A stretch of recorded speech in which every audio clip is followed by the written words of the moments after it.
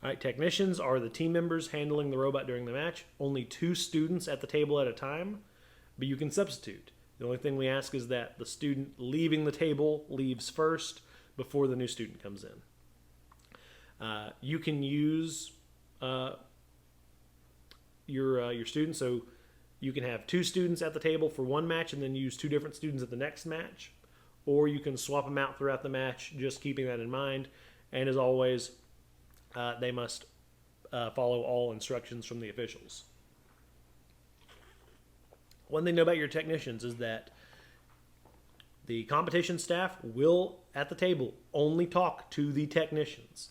As a coach, you get no input, you don't get to ask questions, you don't get answers, you don't get to sign anything, you don't get to raise objections. Everything has to be done by the student. So the student has to know if something's going on that isn't supposed to. So you'll want to make sure your students are very familiar with what's happening. We do this because First Leg of the League is a student-driven competition. It is about what the students are doing, what the students are learning. And so part of this is getting the students to be advocates for themselves and for their teams. So that's why that if something needs to be raised, it needs to be done by the technician. So make sure your students are trained for that.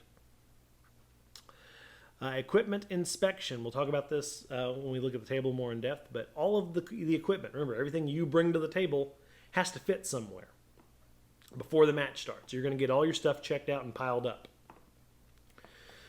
On the table, there are 2 areas. There's a small inspection area, which is here on the left, and a large inspection area here on the right.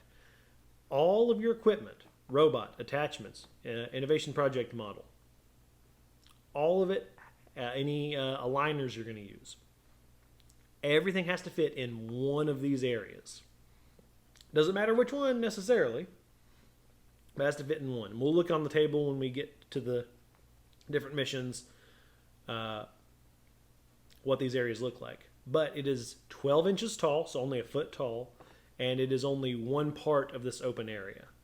Again, you don't have to fit in both, you have to fit in one. If you can fit in the small inspection area, though, you do get bonus points, so keep that in mind. But your match cannot start until you fit in one of those areas. If you have to fit in the large area with no bonus, so be it. But you have to fit in the large or the small. R10 is completely in, and this is one that gets people a lot.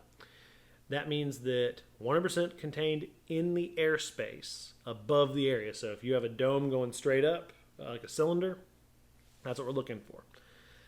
And that includes every bit, not just the parts that touch the mat. So if you have this motor, right? If you can get it laying flat like that, this part wouldn't be touching the ground necessarily. But if you look at it from a bird's eye view, it has to be contained. A good analogy I found is if you're talking about like American football, to get a touchdown, the ball has to break the plane. We're looking at it from above, did it break the plane? So when you're talking about completely in, does it break the plane? But it's a little bit easier here because breaking the plane, the line is part of your area. So if you look in this first example, parts of this robot are actually on the line. It's okay. That's completely in. The line is part of it. This robot is clearly not here on the right because it has pieces sticking out past the line. Completely in is a rule that's going to come up a lot, especially for launching your robot, which we'll talk about later, as well as completing some of these missions. So R10 is a good one to keep in mind. All right, field checks. Before the match starts, so after you've inspected but before you launch, you can calibrate your sensors and you can ask the referee to check setup however you like. So this is why it's important for your students to really know what this field is supposed to look like before the match starts. Because if the referee didn't set something up correctly and the student didn't say, hey, this needs to be fixed, there's no replay. That's it. You play the field that way because your student is technically the one who has final say on, is this field correct, in terms of checking for mistakes the first time. If your student thinks there's a mistake, they'll raise it to the referee. If the referee thinks there is no mistake, the student can ask to raise it to the head referee, but the head referee does have the final say-so. But That's why it's important that your students know how the table's supposed to look and why they need to be able to advocate for themselves and for their team. Okay, we're on the last two rules here.